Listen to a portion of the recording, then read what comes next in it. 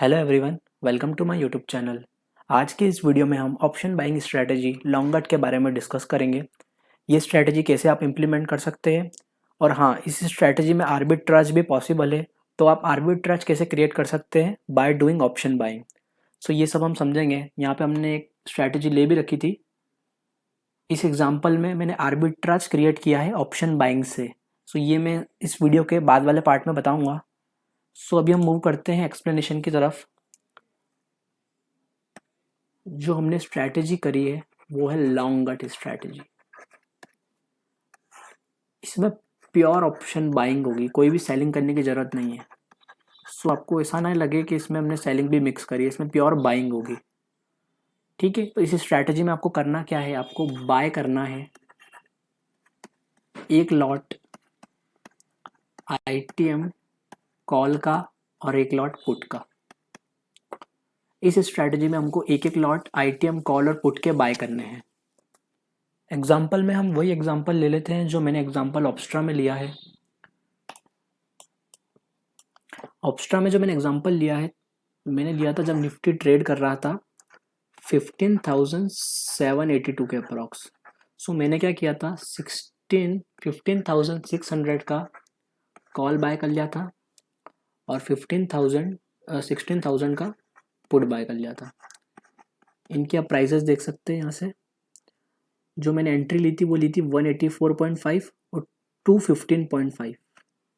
सो ये था 215.5 और ये था 184.5। जो टोटल प्रीमियम मैंने पे किया था वो था 400 और इनकी स्ट्राइक प्राइस में जो डिफरेंस है वो है 400। सो ये दोनों का डिफरेंस सेम है, तो ये आर्बिट्राज बन चुका है। कैसे? क्योंकि बाई चांस अगर निफ्टी 15,600 पे एक्सपायर होती है तो इसकी वैल्यू 400 हो जाएगी, और अगर इस पे एक्सपायर होती है तो इसकी वैल्यू 400 हो जाएगी, या कहीं बीच में एक्सपायर हो जाती है तो इसकी और इसकी वैल्यू दोनों मैच होके 400 के इक्वल हो जाएगी। तो ये तो हो गया arbitrage creation just by doing option buying. Option buying में हमने आर्बिट्राज क्रिएट किया है। अब इसमें एक एग्जांपल और मैं बताता हूँ आपको।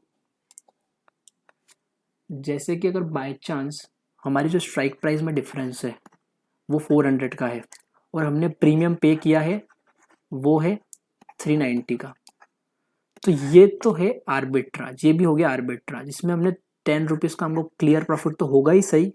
अगर बाई चांस निफ्टी मूव करता है अच्छे से तो उससे ज़्यादा भी प्रॉफिट हो सकता है, तो ये 10 रुपीज़ का प्रॉफिट हमको क्लियर होगा।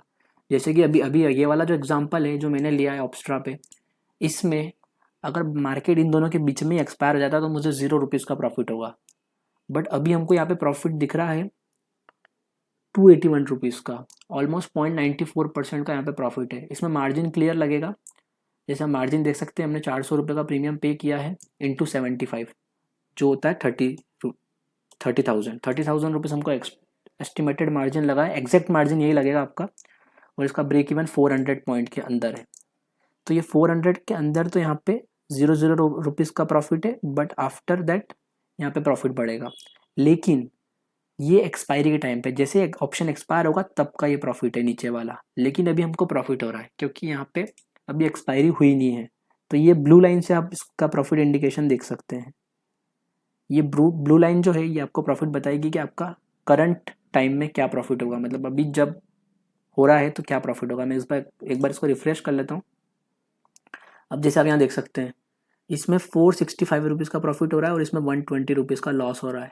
क्योंकि हमने इस स्ट्रैटेजी को एंटर ही ऐसे किया है, इसमें कहीं लॉस तो हो ही नहीं सकता, कंफर्म है इसमें कहीं भी लॉस नहीं होगा। और ये आर्बिट्राज भी है, और यहाँ हमको 345 रुपीज़ का प्रॉफिट भी हो रहा है, जो 1.15% होता है। ये स्ट्रैटेजी जो है, ये जो जैसा ये आर्बिट्राज जो है ये मेनली एक्सपायरी के दिन मिलेगा। ये वाला आर्बिट्राज मेनली एक्सपायरी के दिन मिलेगा। बाकी दिनों में आर्बिट्राज मिलना मुश्किल है, बट एक्सपायरी के दिन बहुत सारी चांसेस होती है कि आर्बिट्राज मिल जाए। जैसे आप इस स्ट्रैटेजी में स्ट्राइक प्राइस ऐसे भी सिलेक्ट कर सकते हैं। जैसे निफ्टी अगर 15,800 पे चल रहा है तो आप चाहें तो 15,700 और 16,300 का पुट और इसका कॉल भी ले सकते हैं। यहाँ पे आपको इक्वी डिस्टेंस रखना ज़रूरी नहीं है, बट आपको ये ध्यान रखना है कि आप जितना प्रीमियम पे करेंगे, जैसे इस केस में जो स्ट्राइक प्राइस में डिफरेंस है वो है 600 पॉइंट का, तो आप जो प्रीमियम पे करने वाले हो वो ऑलमोस्ट 600 का तो होगा ही सही, और उससे ज़्यादा होगा क्योंकि प्रीमियम है। तो आप जो प्रीमियम पे करोगे उसमें टाइम वैल्यू भी होगी, तो ये प्लस टाइम वैल्यू भी होगी। तो इक्वी डिस्टेंस मेंटेन करना ज़रूरी नहीं है, ये एक डाउट आया था। तो इक्वी डिस्टेंस मेंटेन करना ज़रूरी नहीं है। अगर बाई चांस आप इसमें 580 रुपीज़ का प्रीमियम पे कर देते हैं दोनों में, अगर आपको ऐसी अपॉर्चुनिटी मिलती है जिसमें सिर्फ 580 रुपीज़ का प्रीमियम ही पे करना पड़ रहा है, तो यहाँ पे क्लियर 20 रुपीज़ का आर्बिट्राज प्रॉफिट होगा। कैसे? क्योंकि हमारी जो स्ट्राइक प्राइस में डिफरेंस है वो 600 का है, लेकिन हमने जो प्रीमियम पे किया है वो सिर्फ 580 है, तो यहाँ पे कन्फर्म 20 रुपीज़ का प्रॉफिट होगा ही सही, कन्फर्म। जैसे हमारे एग्जाम्पल में हमने एग्जैक्ट पे किया है, एग्जैक्ट।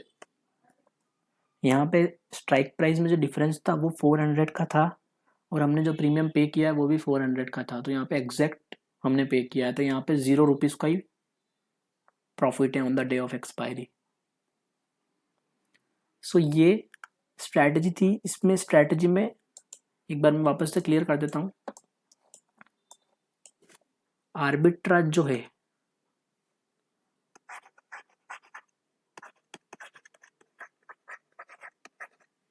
तब क्रिएट होगा जब स्ट्राइक प्राइस में डिफरेंस, स्ट्राइक प्राइस का डिफरेंस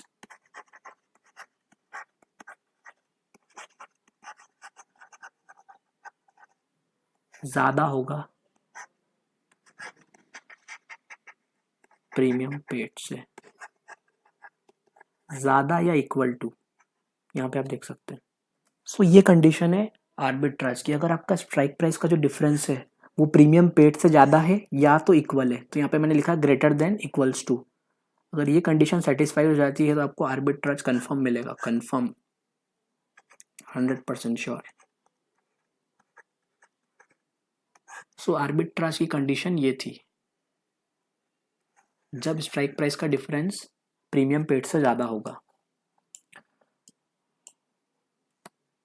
अगर हम इसे स्ट्रैटेजी में ग्रीक्स की बात करें तो मैं ग्रीक्स का एक बार क्लेरिफिकेशन दे देता हूँ।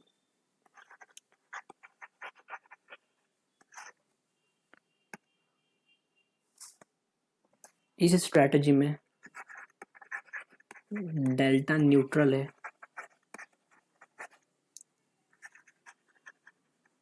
गामा तो अपने लिए फेवरेबल है, जैसा जैसे मूवमेंट मिलेगा तो ये हमको बेनिफिट देगा।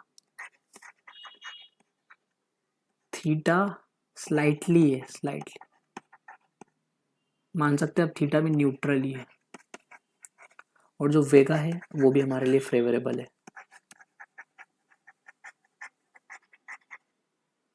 थीटा का थोड़ा इफेक्ट हो सकता है अगर आप एक्सपायरी से ज़्यादा दिन पहले कर रहे हैं, और गामा और वेगा तो हमारे लिए फेवरेबल है ही।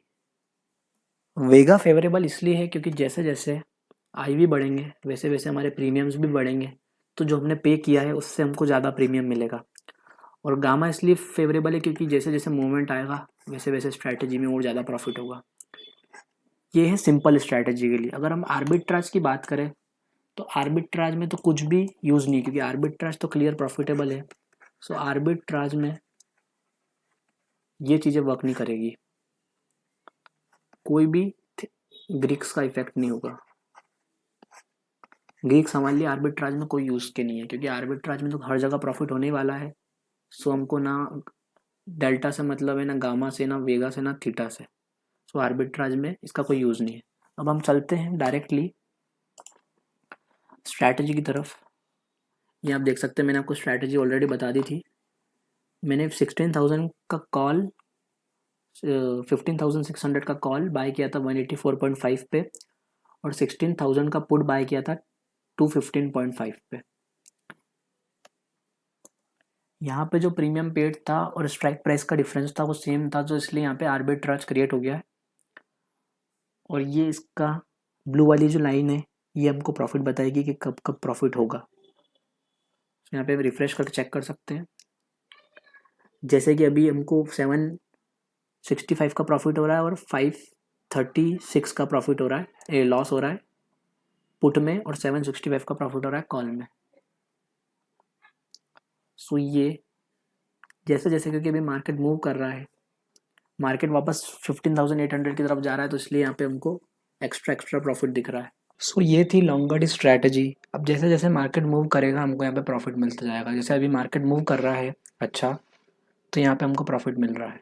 अभी मार्केट 15,800 के ऊपर निकल चुका है, तो हमको इसमें रिस्क तो कोई नहीं है, बट हमको देखना है कि कैसे हम इसको एग्जिट करें जिससे हमको ज़्यादा से ज़्यादा प्रॉफिट हो। So thank you for watching this video.